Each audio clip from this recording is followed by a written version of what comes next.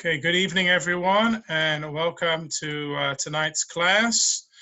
We are going to look at using a non-kosher utensil, okay, what's known in common parlance as tref or terefa. Can I use that for cold food? It's interesting that the word treif, which comes from the word terefa, is from an animal which doesn't have proper shechita. But what we mean when we say tref is something which has become non-kosher. And in this case, it's talking about a kosher utensil which has been used for something forbidden. For example, a meat spoon that was shoved into a dairy pot or something, and it requires koshering. And as I told you, after last week's bombardment of complicated concepts, you'll be pleased to know, at least I'm pleased to know, this one is a lot more simple to get our head around. So the question here, and this is very important to realize, and it's what I told you, kashrut is this issue of using meat and milk and mixing them up. It's only an issue when you have heat, when it's more than what's known as yad soledet bo, which is about 115 Fahrenheit. If it's less than that, then there's no transference of taste or flavor from the prohibited or even the kosher substance. So let's say I've got my non-kosher spoon, which requires koshering. If I'm using that spoon to eat my cereal, what's the problem? There's no taste coming from the spoon to the cereal. There's no flavor from the cereal going into the spoon because it's all cold. Can I use such a spoon? Says the Rosh, Rabbeinu Asher, a 13th century, actually a little later, 14th century, 1300s rabbi. I told you the Rosh is very important because the Rosh came from Germany, and because of persecution, he moved to Spain. So he took all of minhag and halacha of Ashkenaz and brought it down to Spain. And he was very much well respected, so much so that a lot of the Moroccan minhagim, when they don't fit along with Shulchan Aruch, they're often based on the Rosh. They're not based on the Ramah, which people often think. It's actually based on the Rosh, the Piskei Halacha of the Rosh. And coming from a Gibraltarian Moroccan heritage, I'm always very much in awe of the Rosh. And the Rosh says here, Halokech keli tashmish min ha'oved kochavim. If one was to purchase a utensil from a non-Jew, if he wishes, he can immerse it in a mikveh, thus making it permissible to be, it's now no longer non-Jewish owned. And he can use it for cold. So here, what's the case? He's not going to IKEA and buying a brand new fork. That obviously needs to go to the mikveh. Here, he's dealing with, I'm buying a used fork, which both requires mikveh to take it from non-Jewish ownership to Jewish ownership, and it also requires koshering. So here he's saying, even if one wouldn't kosher it, you can use it, I could use it for cold. The Mordechai, or the Mordechi, or the Modcha, however you want to pronounce it, Mordechai and Mordechi are the two normal ways of describing it. Another important Ashkenazic Rishon from Germany, he writes, V'hu adin l'chol davar shishtamshu b'chamin, and the same applies for anything that is normally used with hot food. Lo sagile b'hadacha, afilu lehishtamesh ba b'tzonein. But it's not enough just to rinse it off and just use it for cold. Why? Because perhaps, since you're using it for your cereal, you'll come to use it to have something hot with it. And since that's the concern, then, says the Mordechai, we want to be machmir and forbid, we want to be strict and forbid even using it for cold. So even though me'ikar hadin, strictly speaking, it would be permissible, which is the position of the Rosh, I can use it for cold and therefore I will. The Mordechai says, no, we're concerned by using it for cold, I'll come and use it for hot. So what's the practical halacha? Do we follow the Rosh or do we follow the Mordechai? The Rama says, Kol keli hatzarich libun ha'agala asur leishtamesh bo afilu tzonein belo hechsher. Any utensil that requires kashering through fire, libun, or hagala, through boiling water, it is forbidden to use it even for cold before kashering. Seems to be that the Rama follows who? The Rama holds like the Mordechai. But then that's in Taf Nun Aleph, in the laws of kashering for Pesach. But if I go to Yoreh De'ah, which is dealing with meat and milk, he says something else. He says, Maran says, Im higil keli hatzarich libun, asur lishtamesh bo bechamin, afilu shelo al yedei ha'esh. If one performs hagala on a utensil that requires libun, it's forbidden to use it for hot food, even when it's not on the fire. So here, the Shulchan Aruch Maran, that makes sense. If it's hot and you haven't done the proper kashering procedure, you've only done hagala, which is boiling water, but it required libun, it required a blowtorch, it doesn't work. The Rama adds, aval mutar lehishtamesh botzonein, but you can use it for cold. Afilu lechatchila, even ideally, ayedei hadacha v'shivshov hetev, provided that you rinse it and give it a good scrubbing. V'kol shekain bekeli shetzarich hagala, and how much more so if the vessel only requires boiling water and doesn't require dairy. Sorry, doesn't require libun, doesn't require the blowtorch or the direct flame. Udavka b'derech arai, and this is specifically if you only need it for a temporary manner. For example, kigon hu b'beit ha'ovet kochavim, or b'diavad. For example, he's in a non-Jewish home, or he's in also another non-ideal situation. But if he wants to use it on a fixed basis, yesh machmirim, there are those who are strict for omrim. And then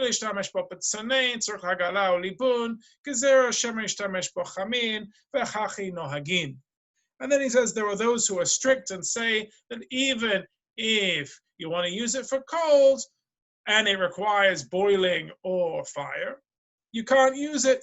Why? Because you'll come to use it for hot, and that is our custom. So I'm looking at the Rama. The Rama seems to get himself in all kinds of knots.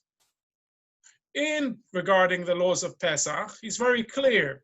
You can't use it even for cold. That seems to be just like the Mordechai, what we saw here in source 31. In source 33 here, he seems to be quoting the Rosh at the beginning, and then he quotes the Mordechai at the end. So how do I understand him?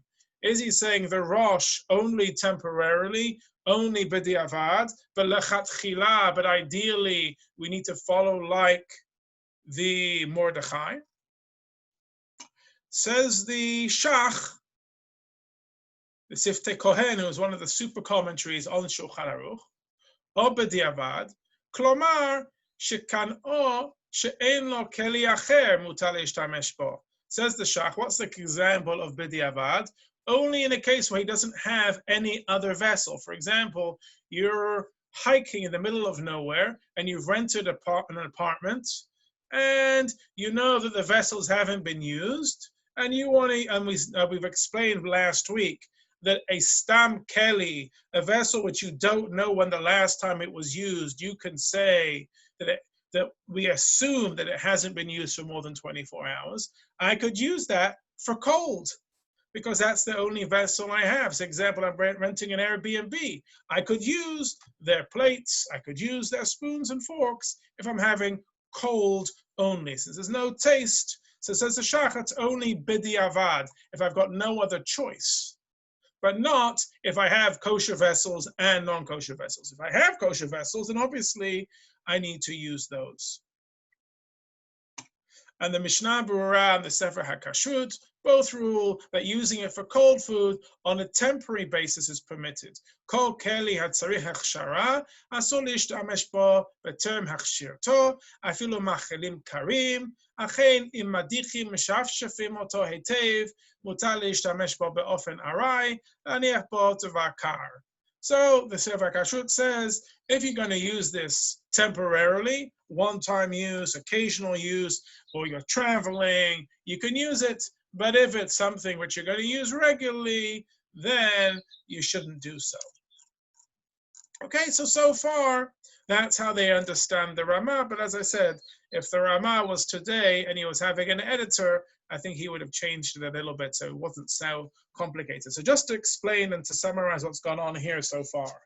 We learned last week that a vessel that I do not know when it was last used, what's known as a stam kli, I can rely on it saying that we're not like the Rambam, but we follow like the other Rishonim. We hold that a stam kli, and this is for both Sephardim and Ashkenazim, a stam kli is considered not to have been used for more than 24 hours when I don't know. And therefore, bedi avad, after the fact, or in a situation where I don't have anything else, and my example being traveling and staying in an Airbnb, I can rely on using those plates, those pots, no, not the pots because you'll cook in them, but those plates, those knives and forks, I could use them for cold because there's nothing going on. Okay? That's what it seems to be from here. Now we're going to get into the fun one, which is glass dishes. And everyone asks the question, Rabbi, Rabbi, Rabbi, can I have glass dishes? Then I don't need to worry about meat and milk. Glass doesn't absorb, and therefore I can have my glass plates, my glass glasses. I can even get glass knives, glass forks. And I don't need anything. I just have one set. Nothing's going to absorb. It's going to be happy days, not only for meat and milk, but also for Pesach. It's going to be sweet. It's going to be the best situation ever. Says Maran, Shulchan Aruch, Sephardic position, Kli zechuchit. I got a glass dish. Afilu machnisan lekiyum. Afilu mishtamesh bahem bechamim. Ot ein tzrichim shum hechsher she'enam bol'im. Uveshtifa ba'alma sagi lahu. Glass dishes, even if one places in them chametz, inside for storage, and even if one uses them, the dishes for hot food, they don't require any kashering. Why? Because glass does not absorb. And all you need to do is make sure that they're clean, and you do so by rinsing. I remember when I first got married, and I was trying to explain this to my wife and to my in-laws, they thought I was from the planet Zog. They did not think this was at all likely. Rubisa, if you're able to talk, you feel free to jump in. But as I said, you don't need new glasses for Pesach. You don't need anything. And they were like, no. What are you talking about, young rabbinical students? You're completely wrong. That's like a technicality. No one holds like that. And then as we've been married longer and I've become more rabbinic, they've suddenly come down and said, okay, maybe we don't need glasses for Pesach. I think we still have Pesach glasses, don't we? We do. I might hear you, but I still might not completely listen. And why don't you listen? Because the Ramah says as follows, V'yesh machmirin, there are those who are strict, V'omrim, and they say, Dekli zechuchit, afilu hagala lo mahane lahu, even rinsing them in boiling water does not help. V'cheina minhag Ashkenaz, and that is the Ashkenazic custom, b'midot elu. And where does this come from? Orach Chaim Tafnun Aleph. And what is Orach Chaim 451? That's one of the major simanim, not of meat and milk, but of Hilchot Pesach.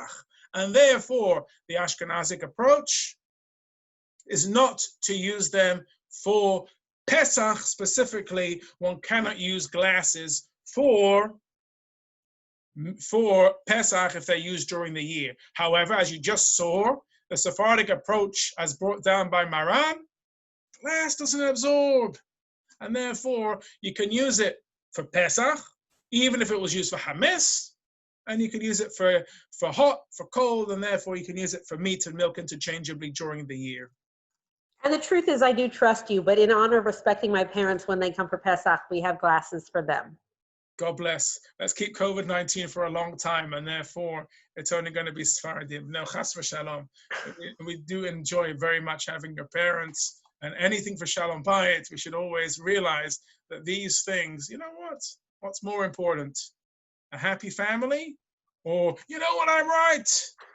And guess what? Being right is more important. No, happy family is much more important. Now, we're going to get into the question about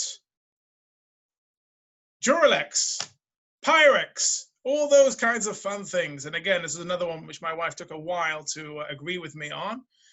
And whether we can use are all these modern types of glass, heavy plastics, are they considered like glass? Or so therefore for Sephardim could be used or not?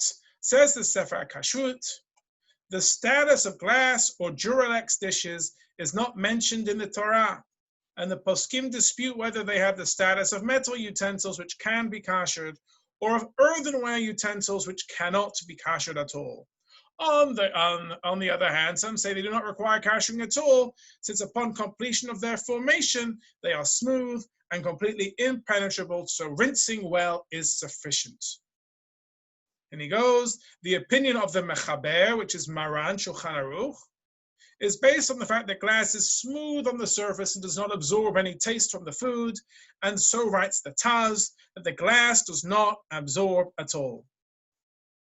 Based on this dispute between the Shulchan Aruch and the Ramah, the Ashkenazic practice is to be stringent, to not allow kashering glass dishes to be used for Pesach, while Sephardim are lenient and allow using glasses and glass dishes on Pesach, even without any kashering at all.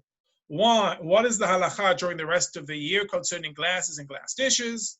Many Sephardim, especially those from Mitzrayim, Egypt, use the same ones for both meat and dairy like on Pesach.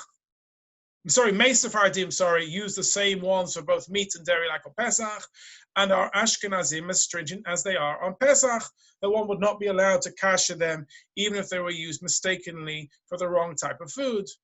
According to Rav Menashe Klein, in the Mishneh Halachot, there is room to be lenient during the rest of the year to use the same glasses for both meat and dairy. Okay? And he writes as follows, Darei kadvu haposkim, the af ladat hamachmirim bekli zechuchit, davka linyan chames bepesach hechmiru, lefi she'isru b'mashu, v'abashai surim lo chasheshu afilu hamachmirin. He says here that since the poskim, they are particularly strict regarding Pesach, because Pesach, the issue of chametz, is an issue even if there is a minuscule amount.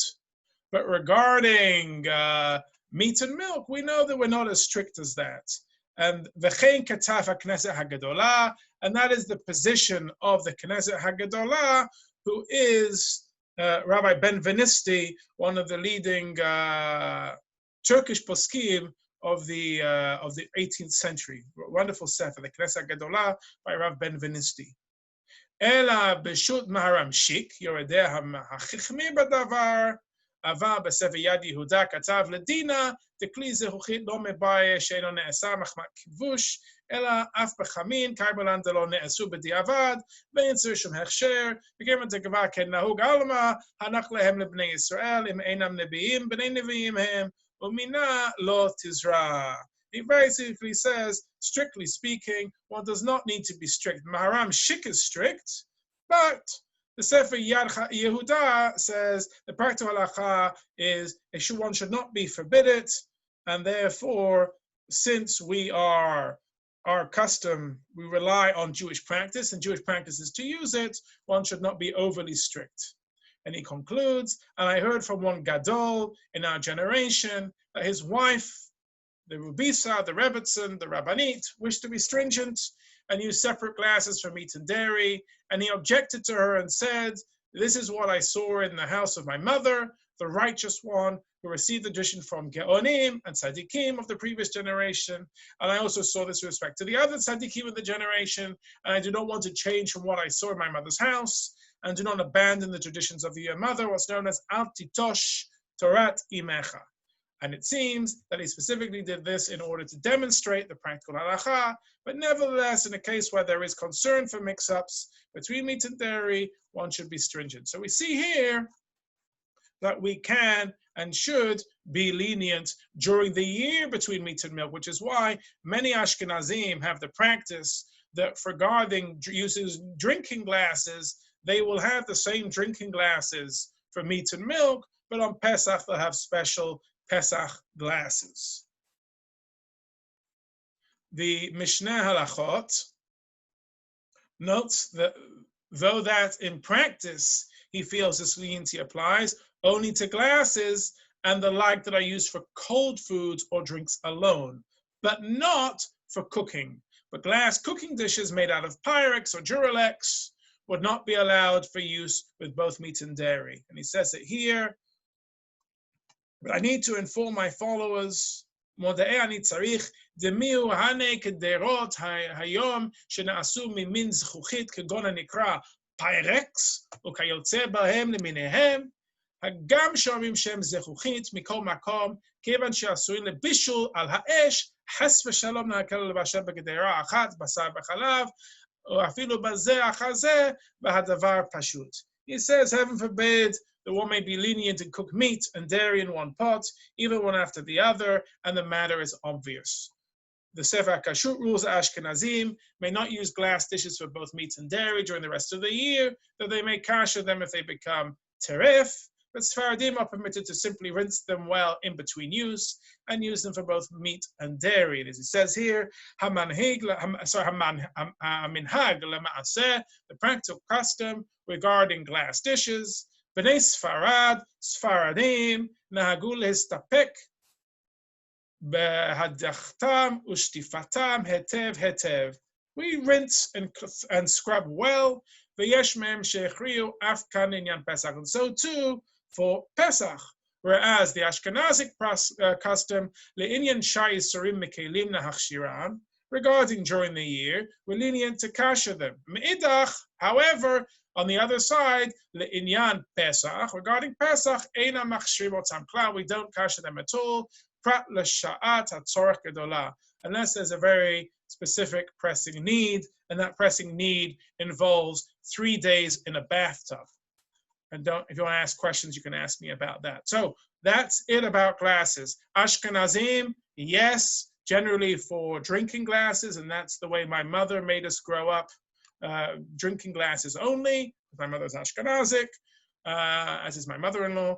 And regarding Sfaradim, you can use glasses to cook with, for meat, for milk, for Pesach. Glass does not absorb, and that's the bottom line. Questions, thoughts on glass? Bottom line, if you're Sephardic or if you don't have a minhag, you can rely on the fact that glass does not absorb and use it for everything. It's a huge get around. But if you are Ashkenazic and you know your practice, one should follow the normal position, which is for Pesach. You have specific Pesach glasses, and for during the year, you just use it for cold drinking glasses. Questions, comments? Rubisa, I'm sure you have something more you want to add. No? Nothing? Maybe not. I'm wondering for like clay dishes that have a glaze on them, would the glaze count as almost like glass, or does that still count as an earthenware dish? Yeah, so great question. So those types of things where we consider them not kasherable, and so therefore they have to be for meat or for milk. This leniency is only for glass. So even if I've got a beautiful china with a very much high glass content, we don't make this ruling. I have a question with regard to crystal. Yeah. So which has generally just wine. Can you kosher the crystal in water 3 days, or you cannot? For Pesach. So I would say absolutely you can, but since it's used for cold, it may not need any koshering at all. Even for Ashkenazim. And for Ashkenazim, I think it might be best to do the 3 days just because that's the established minhag for Ashkenazim. Okay. Okay, any other questions? Rubisa, come on, nothing? Come on, give us a comment. No, it's all good. So you're okay with the glasses that we're using and the big, those large bowls? Well, so that's where I find it gray area because they're not glass. And what is heavy plastic and what counts as Pyrex? And that's not totally clear to me. So I'll tell you. Unintended, but there you go. Not clear to you. Thank you. You're definitely seeing 2020. I would say that it's not in here, but any heavy plastic is like glass. And you can see that later. I can give you other sources, but it's not in this packet. Okay, conveniently for me. All right, having 2 sinks. Do we need to have 2 sinks? Let's say I move into a thing and they've only got 1 large stainless steel sink. Or let's say I'm going to a place where they don't have kosher sinks. It's a clay, it's an earthenware enamel sink. What can I do there? So let's read the introduction here. Based on the potential problems that we have seen discussed above concerning mix-ups between meat and dairy, it is definitely recommended to have 2 separate sinks for meat and dairy, if at all possible. But some people only have 1 sink in their homes with no option for installing a second one. Is it permitted to use the 1 sink for both meat and dairy? Rav Moshe Feinstein writes in Igrot Moshe. Rav Moshe Feinstein, if anyone doesn't know, one of the greatest Ashkenazic poskim of the United States in the last generation, passed away in the 90s. Wonderful set of Sfarim. I have the Igrot Moshe behind me. Is a lengthy, complex teshuvah that it is permitted to use the same sink for both meat and dairy, since the possibility of hot meat food directly touching the bottom of the sink and hot dairy subsequently touching the same spot within 24 hours is not very common. However, he recommends ideally placing the dishes on separate racks in the sink for meat and dairy. So let's listen to that again. Ikar hadin, strictly speaking, it's very unlikely that very hot meat and very hot dairy will touch the same spot within the 24 hours. And therefore, strictly speaking, you don't need racks. However, ideally, lechatchila, if we do have racks, that will resolve the issue. Let's see what he says. We'll read this one in English. Concerning the matter of washing dishes in the sink in this country, where there are concerns with regard to the sink absorbing from the residue of the fat of the meat and the residue of the dairy on the dishes, and also food residue is often placed on the sink, and then at the time of washing the dishes, absorb a prohibited mixture of meat and dairy from the sink. We see that even if there was an actual piece of dairy or meat in the sink does not become forbidden, since only if the flow went directly on top of the piece is it forbidden, and only that spot would be forbidden to the thickness of the top layer. But the rest of the sink is not forbidden at all. If so, the majority of the sink cannot become prohibited at all. And even that part, it is an unlikely possibility, since it's only if there was an actual piece of meat, fat, under the flow, and within 24 hours that were actual dairy food on that spot. One should ideally, however, be careful not to wash dishes there in a manner that one rinses water from the dishes into the sink, but after the fact, it does not make sense to forbid, since there is 60 times the amount of the forbidden mixture. Nevertheless, one should be stringent ideally, and certainly for ba'alei nefesh, which I always translate as those who are soulful, those who are careful. But it seems to me that people never wash in the sink itself, but on special racks for meat separately and for dairy separately. And even if they wash on metal racks that rinse the dishes up so they don't touch the sink, even though the water is rinsed out from the dishes into the sink, there's no concern, since they do not touch. On the other hand, Rav Yitzhak Weiss, in his Minchat Yitzchak, writes in the Mincha Yitzchak that it's actually forbidden to use one sink for both meat and dairy. Therefore, one must use special sink inserts. So here, Rav Moshe Feinstein says, racks is an added stringency which isn't totally needed. Rav Yitzchak Weiss in his Mincha Yitzchak, it's absolutely necessary, and therefore, not only can you not use racks, you need to use inserts. So if you see someone who uses racks, it's because they follow Rav Moshe Feinstein. If they're using inserts, it's they're going there more strictly according to Rav Yitzchak Weiss in Mincha Yitzchak. He writes, and we'll go here, it's certainly proper for anyone who is careful about his actions that he should have 2 sinks for meat and dairy, whereby each one is used by itself, but one that this is impossible for should be careful not to wash dishes directly in the sink, rather in a large basin designated for dairy and one designated for meat, i.e. an insert, and that big utensil one should not place on the sink except with a divider or something else, and one should clean the sink well in between the washing of the dishes of each type of food. Okay, so you can see the difference there.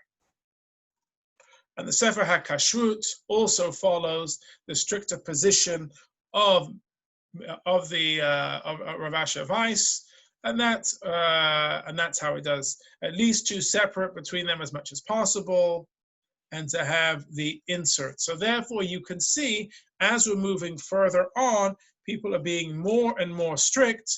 And Rav Moshe's position, which was strictly speaking, there's no issue, but use a rack, has now been placed with you must have inserts. Okay. So again, if you want to rule yourself out from all possible issues, then obviously having inserts is the best way to go. But to understand that it's a chumrah, strictly speaking, racks is more than enough. Let's move on to counters and surfaces for preparing food. It's also recommended to have 2 separate counter areas for preparing dairy and meat foods. If one keeps part of the counter parve, neutral, then one may cut vegetables for any meal, both meat, dairy, and parva on it. If one is cutting sharp foods such as onions, garlics, radishes, or lemons, one should make sure to cut them with a parv knife, and we'll talk about that next week. The Sefer HaKashrut summarizes some of the key halachot that apply to counters. So be careful, we're going to get into knives and sharp foods, onions, garlic, radishes, lemons. We're going to get into what the issues are there, but again, we'll talk about that next week. When we remodeled our home, we remodeled the kitchen, and I made sure that we have 3 areas, one for meat, one for milk, and one for parv. Although strictly speaking, we have granite surfaces where granite is like glass, where it doesn't absorb, but it's better as much as possible to have a parv section and have a meat section and a dairy section. Now, Sefer HaKashrut says here, a surface that is designated for cutting fruits and vegetables alone may be used also for cutting foods to be eaten with meat or dairy, provided it remains parva, and provided the cutting is done with a parva knife.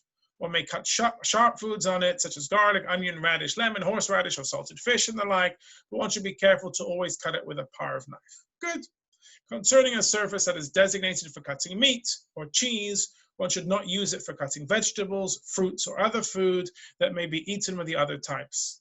B'di'avad, after the fact, if he has already been cut and been mixed into the food, if the surface was clean and the food cut was not sharp, then it's going to be permitted to eat the food.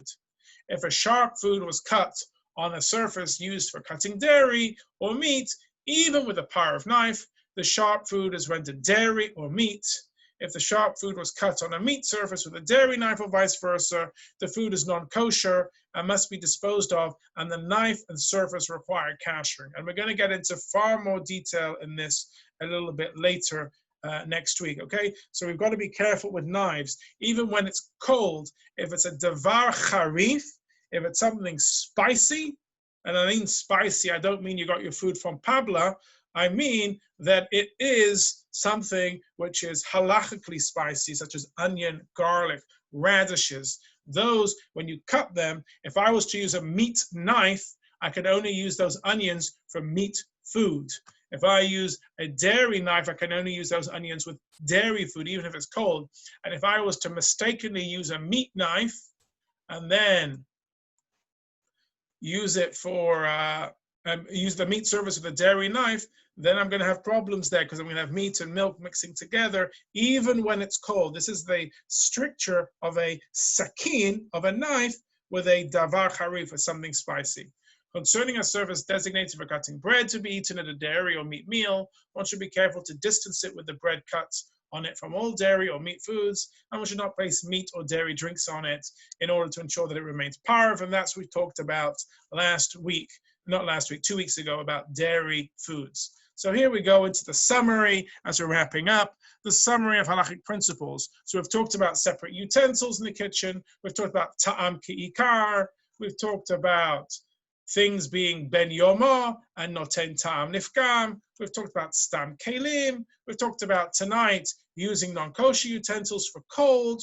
We've talked about glass utensils, and we've also talked about sinks and about counters. There's a very complicated article which we're not going to learn together, which is talking about taste and substance. And you can find that on your own, 139 all the way through to more, 144. Read it on your own. If you have questions, please let me know. But it's a little complicated, to say the least. And that's it. Next time, we are going to jump in and have a look at parve foods and foods with sharp taste, davar harif. And we're going to talk about that a little bit more. Nat bar nat and davar harif.